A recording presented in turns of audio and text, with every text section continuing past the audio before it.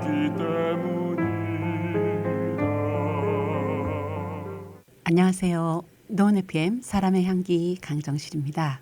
설 연휴 잘 지내셨는지요?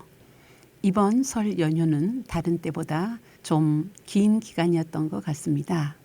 가족들 그리고 오래간만에 만난 친지들과 함께하는 시간은 금세 지나가는 것 같지 않으신가요? 2월도 이제 한 주간 남았는데요. 3월이면 곧 입학식과 개학이 기다리고 있습니다. 새로이 입학하는 자녀들을 두신 학부형들은 자녀들과 함께 새로이 준비할 것들 또 새로운 계획들 세우시며 바쁜 한 주간 되실 것 같은데요.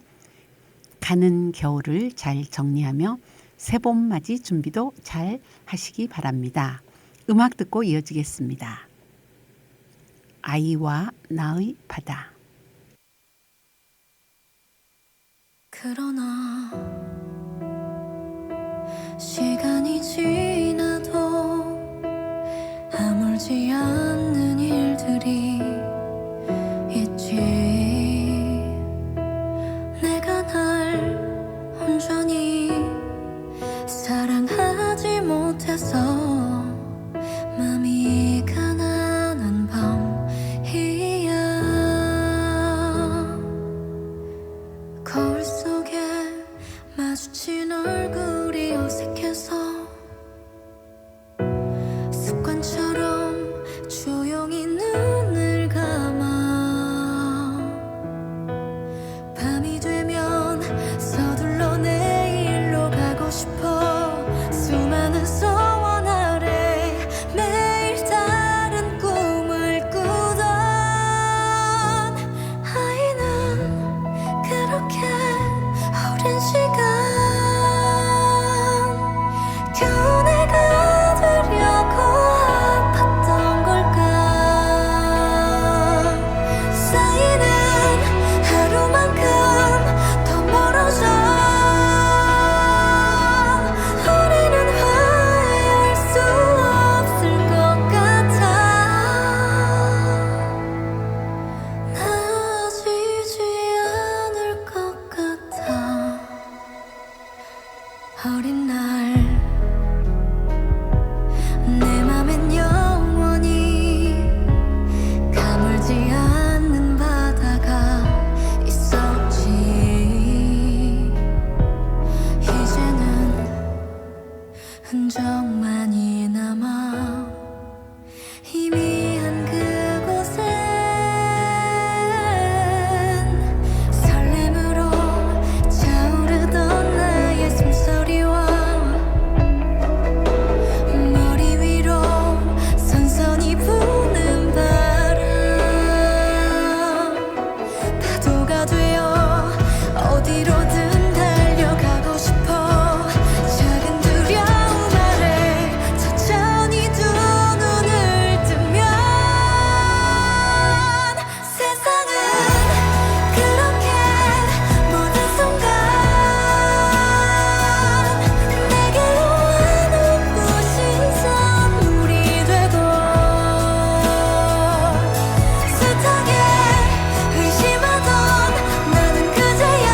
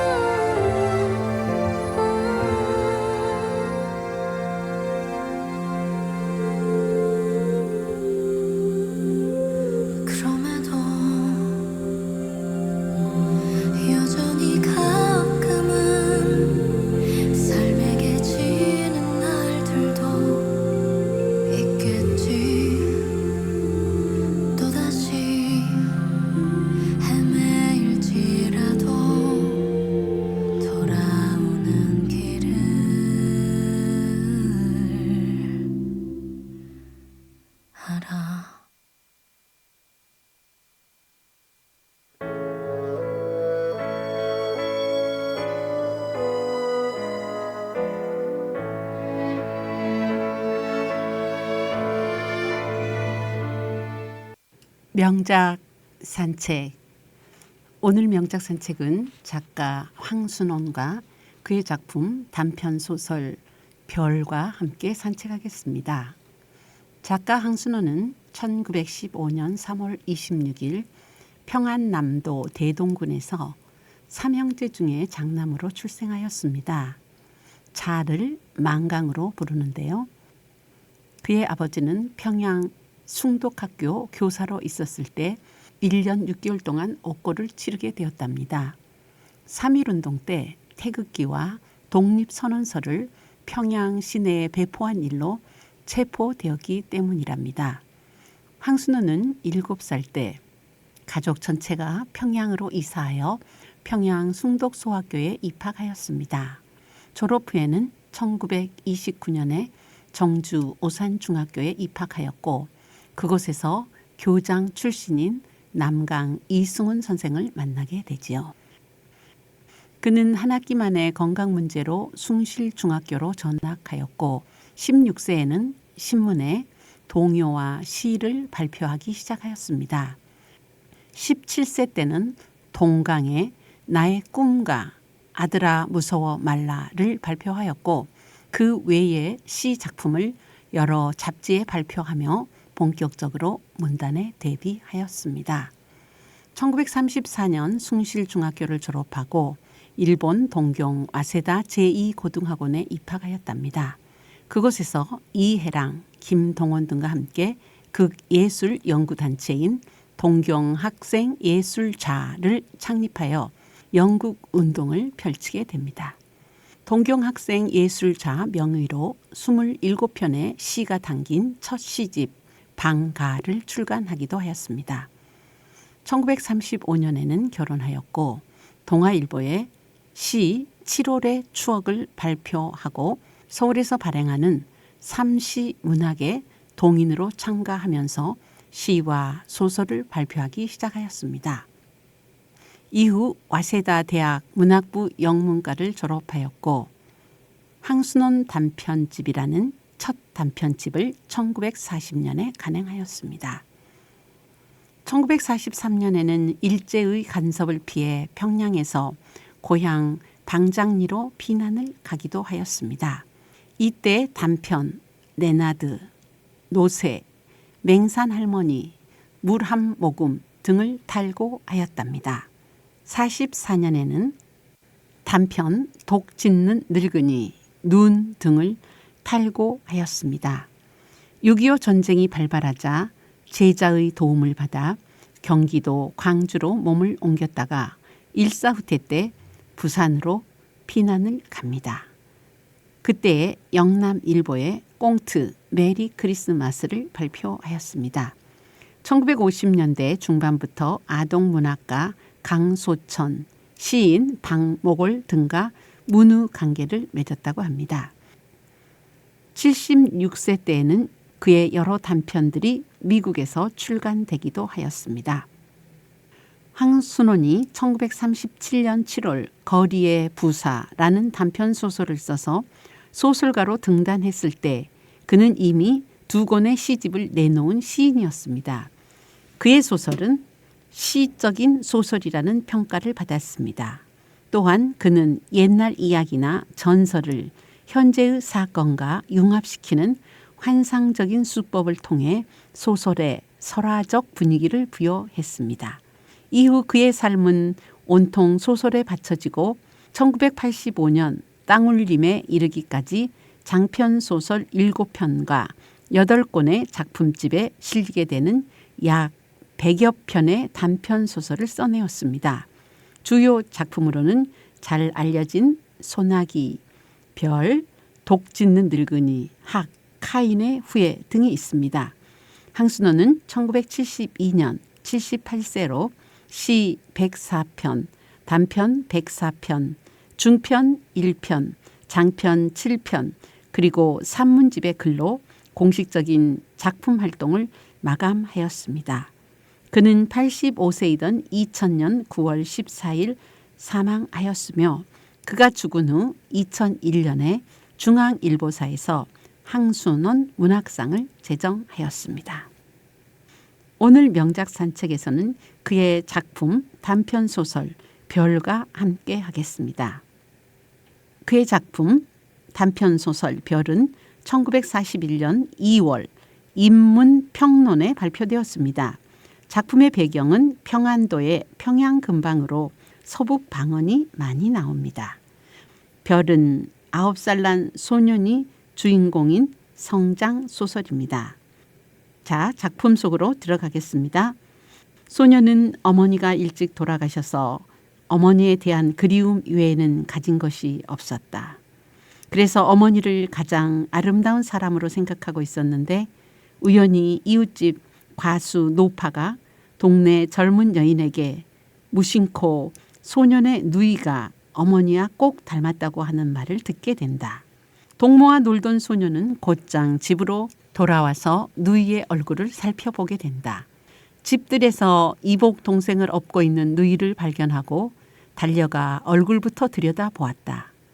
너무나 엷은 입술이 지나치게 큰데 비겨 눈은 짭짭하니 작고 그 눈이 또 늘 몽롱이 흐려있는 누이의 얼굴. 9살 난 아이의 눈은 벌써 누이의 그런 얼굴 속에서 기억에는 없으나 마음속으로 그렇게 그리워던 돌아간 어머니의 모습을 더듬으며 떨리는 속으로 찬찬히 누이를 바라보았다. 참으로 오만이는 이 누이의 얼굴과 같았을까? 그러자 제법 어른처럼 갓난 이복동생을 업고 있던 11살 잡이 누이는 전에 없이 별나게 자기를 자세히 들여다보는 동복 남동생에게 마치 어머니다운 애정이 끓어오르기나 한 듯이 미소를 지어 보였을 때 아이는 누이의 지나치게 큰 입 새로 드러난 검은 잇몸을 바라보며 누이에게서 돌아간 어머니의 그림자를 찾던 마음은 온전히 사라지고 어머니가 누이처럼 미워서는 안 된다고 머리를 옆으로 저었다.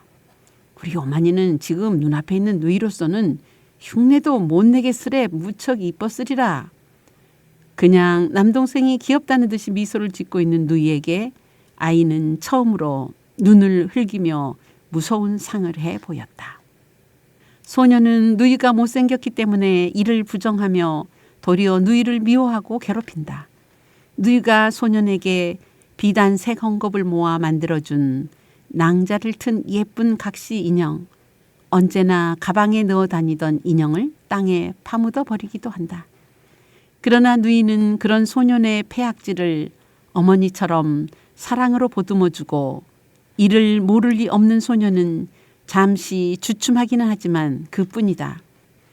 중반에 누이가 남자를 만나고 있었다는 것을 부모님께 들키고 혼나면서 어머니까지 거론되자 누이가 어머니를 엿보였다라는 분노에 아버지가 한 말처럼 누이를 치마에 묶어서 강에 던져 죽이려는 생각을 하고 실제로 시행하려 들었다. 그러나 누이가 반항은커녕 어머니와 같은 사랑으로 소년의 잔인한 명령에도 순순히 따르는 것을 보며 이대로 누이가 죽어 어머니와 동일시 되어서는 안 된다. 며 그대로 누이를 두고 가버린다. 그런 누이는 결국 사랑하는 남자가 아닌 성안의 실업가 집안 아들에게 시집을 가고 소년은 남겨진다. 누이는 시집가는 길에 마지막으로 소년의 얼굴을 보려고 하였으나 소년은 숨어서 나타나지 않았다. 그리고 누이가 시집간 지 얼마 안 되는 어느 날 누이가 죽었다는 부고를 받았다.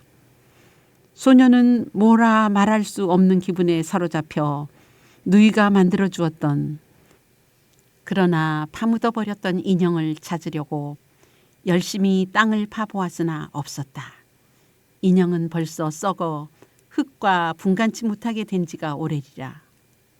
그리고 소년은 예전에 당나귀에 탔다가 떨어져서 누이의 걱정을 샀던 일을 기억해내고 또 다시 당나귀에 타서 우리 누이를 왜 죽였어? 하고 소리질렀다.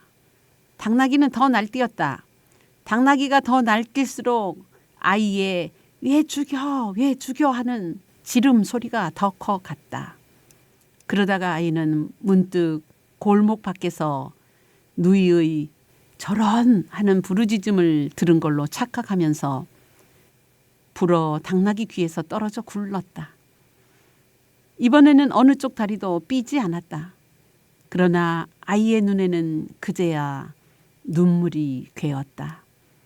어느새 어두워지는 하늘에 별이 돋아났다가 눈물 괴인 아이의 눈에 내려왔다. 아이는 지금 자기의 오른쪽 눈에 내려온 별이 돌아간 어머니라고 느끼면서 그럼 왼쪽 눈에 내려온 별은 죽은 누이가 아니냐는 생각에 미치자 아무래도 누이는 어머니와 같은 아름다운 별이 되어서는 안 된다고 머리를 옆으로 저으며 눈을 감아 눈 속의 별을 내몰았다. 작품은 이렇게 끝이 납니다. 이 장면에 대하여 어머니처럼 환상의 이미지가 아닌 있는 그대로의 누이를 받아들임으로써 소녀는 더 성숙해졌다고 보는 것이 옳을 것이라는 해석이 있기도 합니다. 특히 이 작품에서 보이는 순수하지만 성숙하지는 못한 어린 소년의 시선은 오히려 암담한 현실을 뛰어넘을 수 있는 가능성을 보여주는 것이 아닌가 평가하기도 합니다. 작품에서는 이 세상에는 없는 어머니에 대한 동경, 미화된 동경과 그 때문에 현실 세계의 삶의 윤리를 거부하여 일어나는 갈등입니다. 작품에서 그것이 인물 간의 갈등으로는 충분히 전개되지는 않습니다. 그 이유는 누이가 아이의 모든 것을 받아들이는 어머니 같은 애정을 보여주고 있기 때문이겠지요. 주인공 어린 소년이 현실 세계의 가장 소중한 것을 잃음으로써 별이 된 누이를 만나고 또한 별이 된 어머니를 만나게 됨을 통해 성장해 가는 것을 이해하게 됩니다. 우리들은 저 자신만의 허상을 조차 현실을 수용하지 못할 때가 많이 있습니다. 그럴 때 우리들은 성장하지 못하고 제자리에 멈춰 서 있겠지요. 그런 자신을 깨달았을 때 그때에 우리들은 서서히 어두운 밤하늘에 반짝이는 별이 되어 반짝일 수 있지 않을까 생각해보는 명작 산책 시간이었습니다. 노원 FM 강정실의 사람의 향기 제184회 방송과 함께해 주신 여러분 감사합니다. 다음 방송에서 뵙겠습니다. 안녕히 계십시오.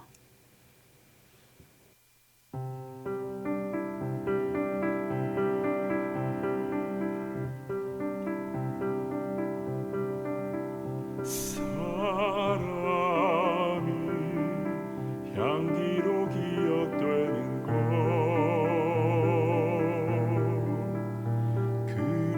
그리움이 남아있기 때문이다. 사람이 눈빛으로 기억되는 하지 못한 말이 남아있기 때문에